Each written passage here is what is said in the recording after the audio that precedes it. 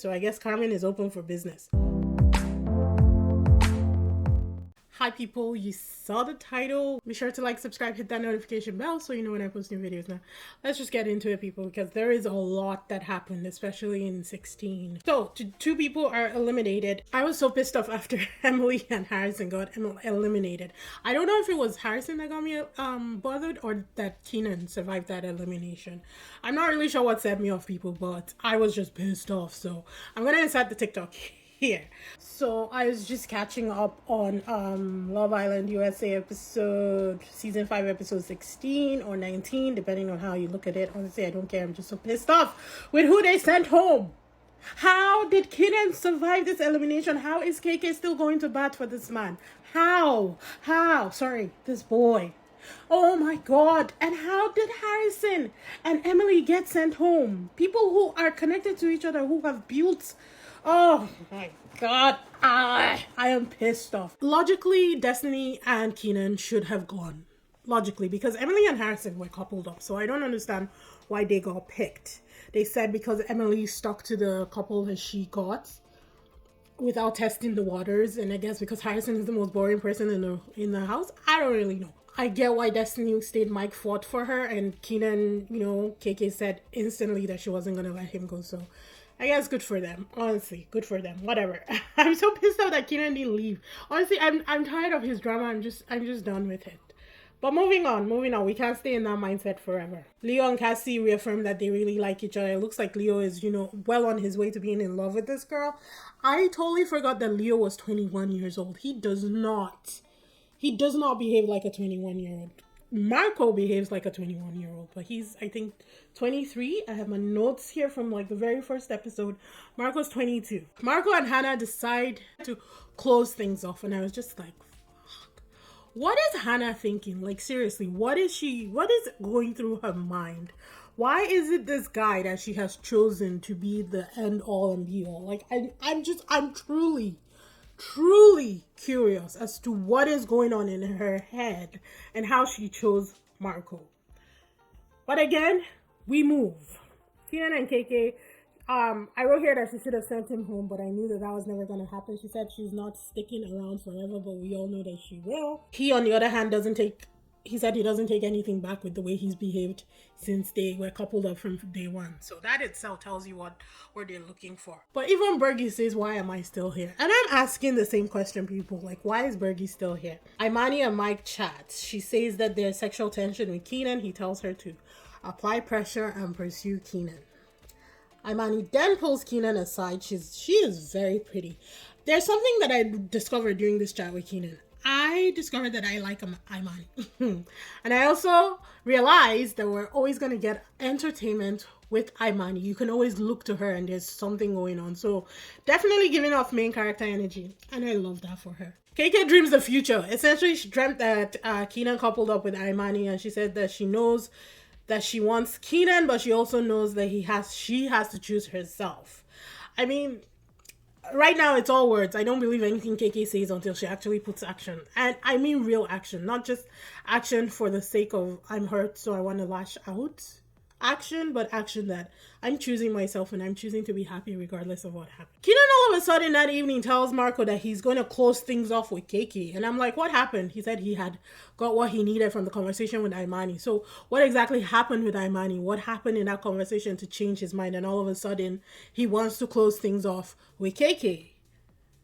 I think that he guessed that maybe CASA was coming and he wanted to do that before CASA came around so he doesn't look like an idiot, which he kind of says at the end. Then Hannah gets a text for them to leave and not tell the boys production was producing here and they did a good job. But the girls were like rabid animals. They were so excited for CASA. I was like, oh my god. So they packed their own bags so that the boys don't pack nonsense for them, basically, and they leave. The guys, they seemed a little bit upset until they realized that it was CASA coming, and then they weren't so upset anymore. Keenan seemed to be shaking in his booties, and I was like, thank the Lord, at least we get some kind of reaction from this guy. But then he confirms that he doesn't want to look stupid with her recoupling over at CASA and bringing somebody else to the house, and I'm like, oh, so you're not shaking that You're gonna lose your girl. You're shaking that you're gonna look stupid standing alone at the end of CASA. I see what's happening here. All right. Kenzo is really worried, and apparently so is Leo. And I'm like, okay, I don't understand how. I'm not even gonna go into it, people. Let's just move on. The Casa house is beautiful. Honestly, it was stunning. Definitely giving VIP vibes for sure. Sarah comes. As a host, I loved Sarah Hyland on Modern Family. Modern Family is one of my top series. But as a host on the show, I don't see people. I'm sorry. I like her, but I just don't see it. It's not giving Maya Jama vibes at all. And I'm like, not comparing her to Maya, but as a hostess of this kind of show, it has to give, and it's just not giving. The boys are introduced. Kyle is 24. First impressions, he's giving bad boy, if I'm being honest with that cross airing that he had on. Robert is 24 and he was giving royalty. That is quickly amended when he starts to speak. We will get to it. Brandon, 22. I said not sure, but the accent is cool because South African accent is like one of my top accents out there. Eddie's 27 and I wrote trouble. And then I realized that he said he was born in Nigeria and I was like, Ninja demon. Stay away.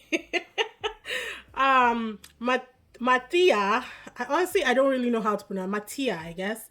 29, and I wrote even more trouble, but he's also a little, I feel like he's a little too old for the show, if I'm being honest, but we move. Zay is 23, and I wrote that he was giving gigolo. He's extremely handsome, though. Actually, I do think that he's handsome. It's just all the jewelry was just too much. Honestly, it was a little too much. Kay finally says that she has options. We'll see how far that really goes. Imani is lit, living her life. Like I said, entertainment 100% with this girl. Cassie says she's into Robert and Matia. And they keep saying what happens in Casa stays in Casa. And we all know this isn't true. Isn't that what movie night is all about? Like, what happens in Casa doesn't always stay in Casa. So why do they keep saying it? I don't know. I don't know. And then we move on to episode 17. And Cassie is really worried. She says that her head might really turn. She is talking with Robert. And this is why I started really disliking this boy, because I hate everything that comes out of his mouth. Just irritates me. I hate the way he speaks to the girls. I really hate it. And I figured out that he negs. He's a negger. He's negging the girls, and they seem to be falling for it. I don't understand. Is this what counts as attraction these days? Like, what is it? What is it? You know? But it's fine. Cassie and Robert are chatting. He's open, and he says he finds her attractive, and so does she. He says that her talking too much may be annoying, but that is one of his love languages. Again with the negging, I just wasn't there for it. Destiny and Zay chat. He has family values, same as her. These chats were very surface, people. You see, I wasn't really paying attention most of the time until they solidify in their couples. I don't really pay attention to castle like chit chats here and there. Kay pulls Eddie, and I'm not reading too much into anything that Kay does at this point, if I'm being honest, because I don't know that it's her being actually serious and wanting a new relationship for herself. I think it's her looking for a distraction while she's here until she gets back and goes back to Keenan.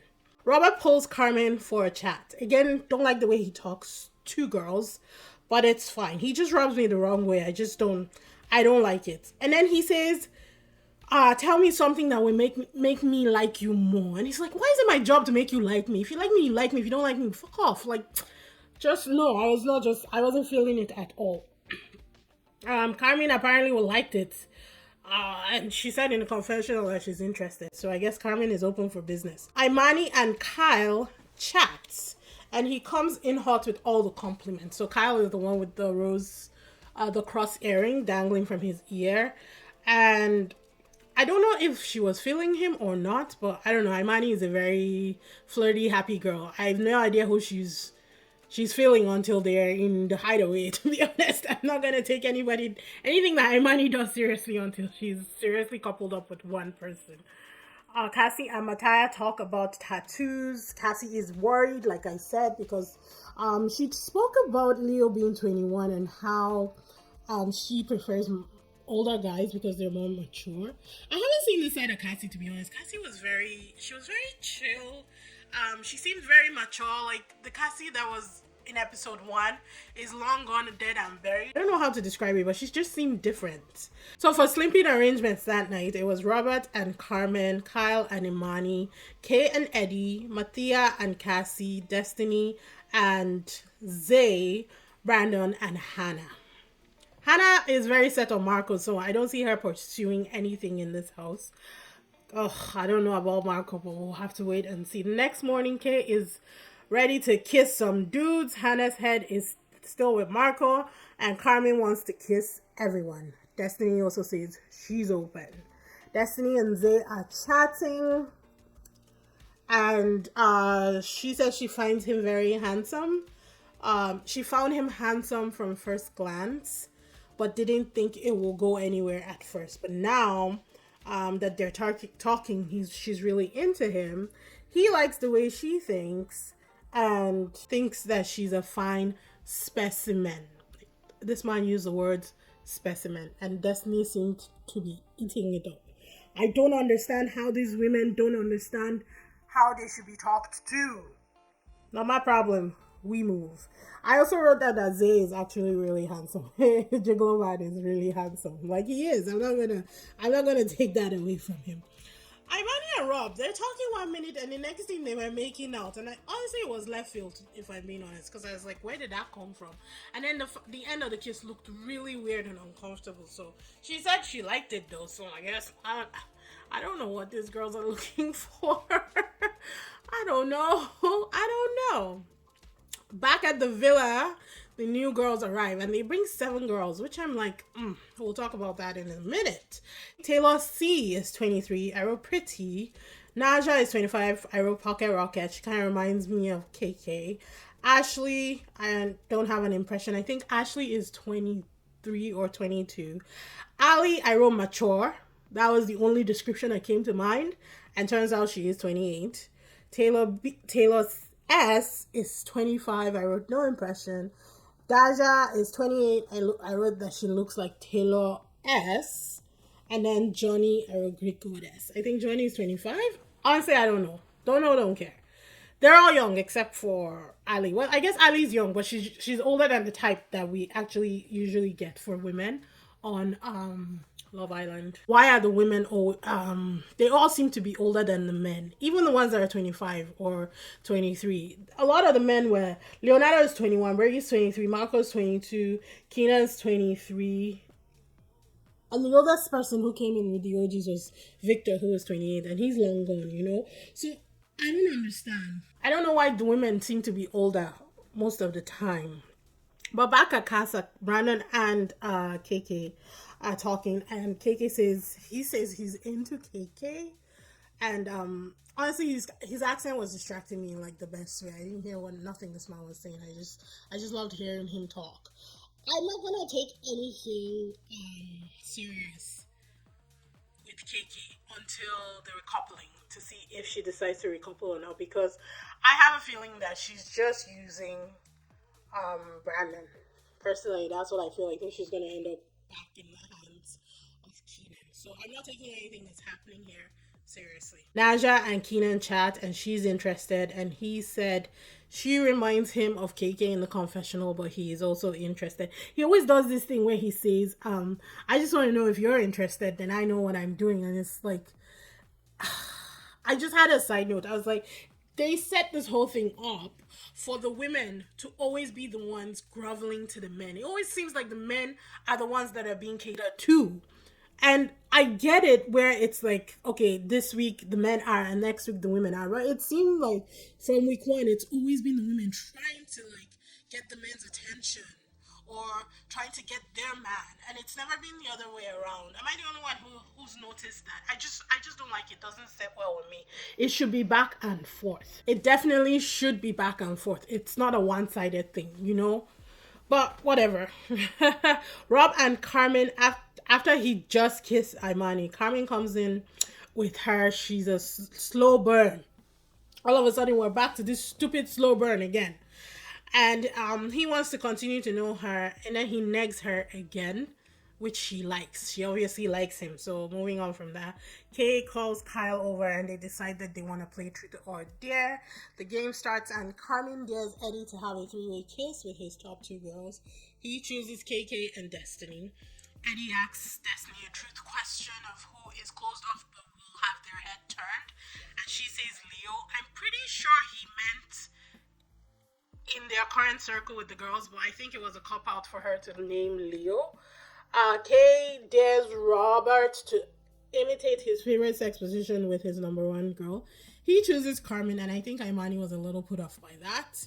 Rob dares Cassie to Spider-Man kiss her number one and two, and then rate them. She Spider-Man kisses Mattia. Is it Mattia? Is it Mattia? Mattia and Rob, and she chose Mattia. Mattia dares Imani to suck the nipple of her number one, and she chose Kyle. Imani was up for anything. She was very happy to do whatever. Like I said, you can always look to Imani for entertainment, and she's giving that main character energy 100%. Brandon dares KK to kiss the boy who will turn her head, who will most likely turn her head. She kissed Brandon, and when he said in the confessional, when he said KK is so beautiful, I honestly expected him to say so hot, because there's a difference. Him describing her as beautiful means that he actually is interested and wants to get to know her. Him describing her as so hot, it's just full on sexual. He's still interested, but like for different reasons. I think I'm not a specialist or it's not my field of study, but I just think that the word beautiful connotes something different than the word hot. Just saying. Let me know in the comment section if you agree, or if you think I'm just, talking trash. The kiss went on for a long time. The kiss between Brandon and KK went on for a long time. And I just feel so bad because I think she is using him 100%. She's not going to choose this guy in the end. So what she's doing is definitely gonna seem unfair if she doesn't choose him at the end of the day, and I just don't like that. I don't like that for her character, and I don't like that for Brandon. I think he hasn't done anything to deserve that. Mike and Daja, they were talking. Honestly, they were talking, and I was already yawning. I was not on board. But it turns out they're gonna have a workout session. I don't know. They're gonna have a workout session. I don't know. And then Bergie takes Ali up for a chat. So Ali is the mature one. And he takes her up to Soul Ties for a chat. Look, I'm not going to get invested in anything Bergie until he is coupled up with a girl. And until the girl chooses him. And I know that, okay, she's interested. This is who Bergie's going to end up with. Then my emotions are going to settle in with Bergie. Because we've seen this time and time again. Bergie will talk to a girl. It's going well. Next thing, he gets friend zoned. Time and time. What? How many times have we seen it? Three? I don't know. I can't even remember. I've lost count at this point. But I'm not investing any emotions in anything Bergie until a girl chooses him and officially couples up with him. That's all I'm gonna say. But if I have to comment on him and Ali, I would say no. I think she's way too mature for him, and he needs somebody closer to his age who's a lot more playful, who they can grow together in a relationship before they start having children. I know Bergie will love anybody that he ends up with. He's that kind of person. He will commit no matter what. He's the kind of we commit till we die kind of person. So I would rather he get someone who's more suited to him. I don't know that Ali is. I think she's beautiful. I just don't know that she is suited to him. But we just have to wait and see. They do show us clips from tomorrow's episode. Is it tomorrow? Is there an episode tomorrow? Isn't tomorrow Wednesday? Anyways, the next episode comes and it looks like they brought Marco's ex back on the show, and I have a question about that. Should exes be allowed on this show? Because there's no way an ex will come in not going for her ex, and everybody else will not want to touch her or him because the situation is sticky. So should exes be allowed on the show? I get it that they're testing people, but I just think that it's just not fair. It's an unfair advantage, if I say it, with the ex that's coming in. I don't know, but what do you guys think? I think I preferred episode 16 to 17, but they were both fine. They're both giving what they're supposed to be giving, and I think CASA is going to be CASA. But be sure to like, subscribe, and hit that bell so you know when I post new videos. The next video will be on probably Saturday. I will combine Thursday and Friday's episodes. and it will come out Saturday morning. So I'll see you guys in the next one. Bye.